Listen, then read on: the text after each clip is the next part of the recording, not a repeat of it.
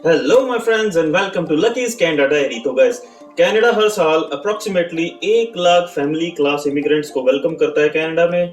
तो family class से जो आते हैं उनमें स्पाउसेस, पार्टनर्स, चिल्ड्रंस और पेरेंट्स एंड ग्रैंड पेरेंट्स होते हैं, राइट। एक चीज जो बहुत कंफ्यूज करती है वो है family size, because family size के ही हिसाब से आपने जो अपनी इनकम दिखानी होती है वो डिपेंड करती है, राइट। तो चलिए इस कंफ्यूजन को मैं दूर करने की कोशिश करता हूँ आज, और चलिए स्टार्ट करते हैं राइट नाउ।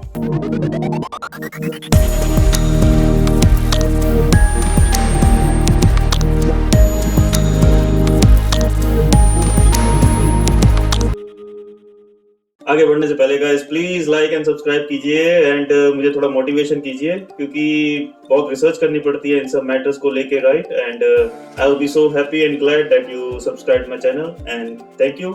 एंड आगे चलते हैं गाइस। तो फैमिली साइज मैटर करता है कि आप किस को स्पॉन्सर करते हो और कनाडा में आप कितने फैमिली मेंबर्स को सपोर्ट कर रहे हो। मैं आगे कुछ एग्जांपल जरूर दूंगा जिससे कि आपको ये कॉन्सेप्ट अच्छी तरह क्लियर हो जाएगा।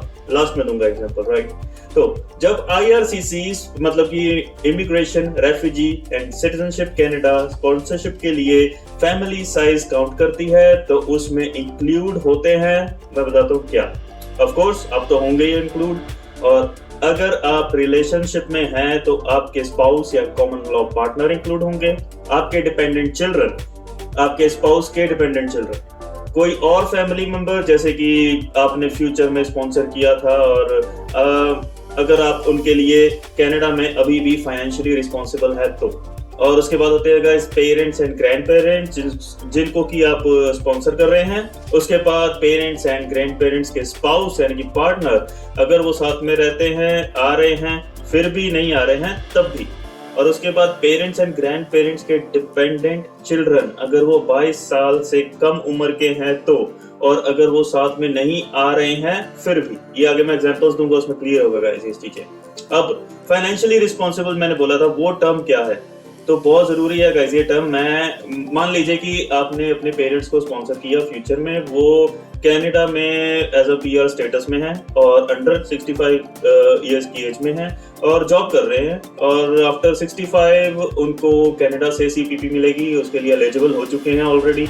मतलब सीपीपी मतलब कि कनाडा पेंशन प्लान वो मिलेगा, वो सब एलिजिबल हो जाते हैं 65 के बाद। एक सेटन होता है, वो मैं आगे विस्तार में कभी फिर बताता हूँ।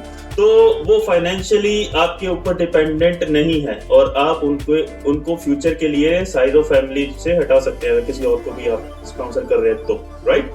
तो उसके बाद ये टर्म तो होगी गाइस। तो अब गाइस टेम्परेरी रेजिडेंस यानी कि विजिटर या सुपर वीजा के लिए आपको लास्ट ईयर की इनकम ही दिखानी होती है, पर पीजीपी यानी कि parents and grand parents programme के लिए पिछले 3 साल की इनकम शो करनी पड़ती है गाइस, और इस इनकम का बेस होता है वही फैमिली साइज, राइट।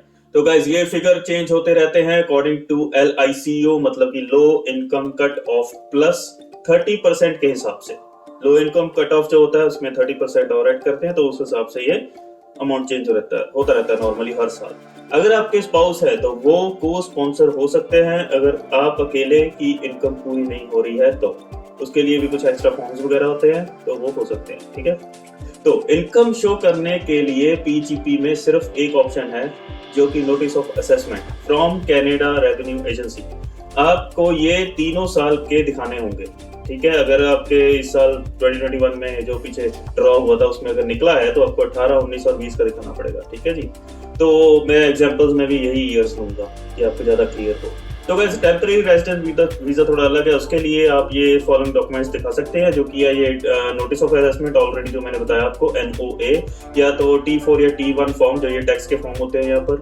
फिर एम्प्लॉयमेंट इंश्योरेंस के स्टब्स, मतलब कि जो एम्प्लॉयमेंट इंश्योरेंस आपने अगर ली है तो उसके पे स्टब्स आते हैं, वो सब। और उसके बाद एम्प्लॉयमेंट लेटर इंक्लूडिंग सैलरी और डेट ऑफ हायरिंग, जो अगर उसमें ये सब मेंशन है तो वो आप दिखा सकते हैं, या तो पे स्टब जिसको हम इंडिया में नॉर्मल सैलरी स्लिप कहते हैं वो। और लास्टली यस बैंक स्टेटमेंट्स आप दिखा सकते हैं। एक चीज और गाइस, जैसे पीजीपी में आपको 3 साल का रिकॉर्ड दिखाना होता है, तो ये फैमिली मेंबर के बर्थ और डेथ से भी ईयर वाइज चेंज हो सकता है, ठीक है।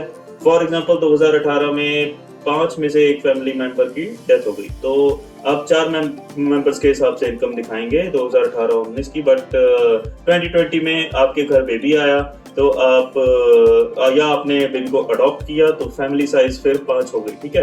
तो ये सारा मैं विस्तार में आपको एंड में एग्जांपल्स में बताता हूँ। तो गाइज ये सारे रूल्स क्यूबेक को छोड़ के बाकी कनाडा के लिए हैं गाइज। क्यूबेक के लिए ये थोड़े डिफरेंट हैं जो मैं इस वीडियो में इंक्लूड अभी तो नहीं कर रहा हूँ, बहुत लंबी हो जाएगी अदरवाइज। तो चलिए गाइस कंप्यूटर स्क्रीन पे चलते हैं। जो मैं इतनी देर से एग्जांपल कर रहा हूँ तो आपको एग्जांपल दिखा देते हैं। मैंने कुछ फिगर्स वगैरह चूज करके रखे अपनी स्क्रीन में। तो चलिए अभी कंप्यूटर स्क्रीन पे चलते हैं गाइस। तो गाइस पहले एग्जांपल लेते हैं टेम्परेरी वीज़ा का। तो टेम्परेरी वीज़ा में क्या होता है कि मैं एग्जांपल देता हूँ, ये आप हैं, ठीक है जी, और ये है आपके पेरेंट्स, जिसको आपने करना है स्पॉन्सर। तो इसमें 2 बंदे हैं तो ये होएगा इक्वल टू 2, ठीक है, इतना क्लियर, ये सबसे सिंपल। दूसरे में ये आप हैं और आपके पास एक चाइल्ड है, ठीक है, और आपकी वाइफ है जो कॉमन लॉ पार्टनर है, सॉरी आपके पार्टनर, और उनका एक चाइल्ड है, ठीक है। तो ये आप दोनों ये कॉमन लॉ पार्टनर है, ठीक है जी, sorry for my doctor writing. तो इसमें क्या सिस्टम आएगा सबसे पहले कि तो अब आपने अपने पेरेंट्स को आगे स्पॉन्सर करना है, दोनों पेरेंट्स को, ठीक है। इस केस में आप, आपकी वाइफ, आपका चाइल्ड, उसका चाइल्ड, आपके पेरेंट, दोनों। तो इस केस में टोटल नंबर बना 6।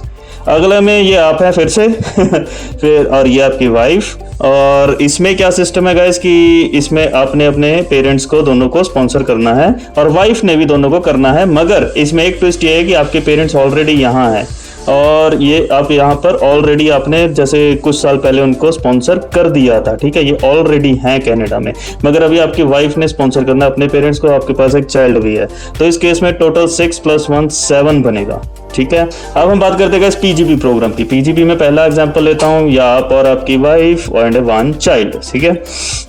और चलिए 2 चाइल्ड कर लेते हैं। और आपकी वाइफ ने अपने पेरेंट्स को स्पॉन्सर करना है, और जो पेरेंट्स को आपकी मॉम की जो हस्बैंड है, जैसे कि आपके पिताजी हैं, वो स्टेप फादर हैं, ठीक है। और स्टेप फादर के 2 बच्चे हैं, और 2 बच्चे में से एक बच्चा है जो है कि 20 ईयर्स ओल्ड, मैं ले लेता हूँ इसको, 20 ईयर्स ओल्ड है, ये है डिपेंडेंट, ठीक है। और दूसरा आ जाएगा चलिए 25, और ये डिपेंडेंट नहीं है।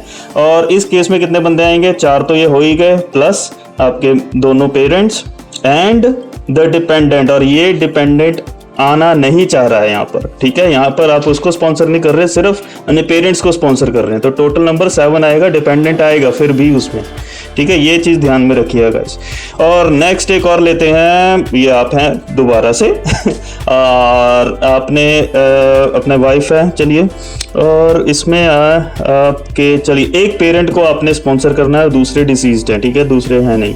और इसमें लेते हैं 2020 में आपका एक चाइल्ड हुआ घर पे, ठीक है। तो आपको पता है 18, 19, 20 3 साल का लेना है। तो 2018 और 2019 में आपके घर में मेंबर थे 3, तो उस हिसाब से आपको 3 का शो करना पड़ेगा, और 2020 में 4 बंदों के शो करना पड़ेगा आपको मनी, ठीक है। तो आई होप गाइस ये एग्जांपल से आपको पूरा क्लियर हो गया है कि पीजीपी और टेम्परेरी रेजिडेंट वीजा में फैमिली साइज क्या होता है, कैसे मैटर करता है। तो आई थिंक सो, अगर कुछ और आपको क्वेश्चंस हैं तो आप प्लीज मुझे कमेंट सेक्शन में डालिएगा। I will be more than happy to answer them. And again guys, like and subscribe, and thank you and good bye. फिर मिलते हैं जल्दी, बाय।